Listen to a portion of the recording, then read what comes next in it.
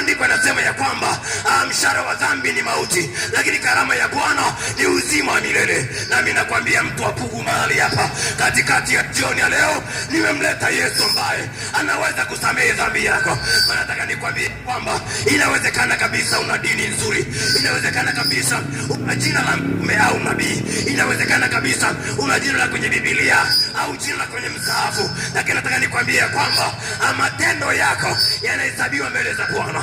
Maandiko yananiambia vizuri sana kwenye kitabu kile cha Ufunuo wa Yohana ya kwamba siku zile Yohana anaona maono ya kwamba anasema, nikawaona wakubwa kwa wadogo, matajiri kwa masikini, akawaona watu mbalimbali wakiwa wanalia, wanasema ya kwamba enyi miamba tuangukieni tufe. Wanakimbia kwa wanyama wakali kama simba, wanamwambia simba, hebu nirarue ili nife, ili niweze kuepuka adhabu ya mwana kondoo. Maana nataka nikwambie kwamba huo ujanja uliokuwa nao leo hii, huo utajiri unaojivunia, anisikilize nikwambie, hujanielewa ndugu yangu. Hizo fedha unazojivunia leo hii, huo utajiri, hayo magari, hayo majumba, bila Yesu ni bure. Nataka nikwambie kwamba chochote ulichonacho kama hauna Yesu ndani yake, matokeo yake ni kifo.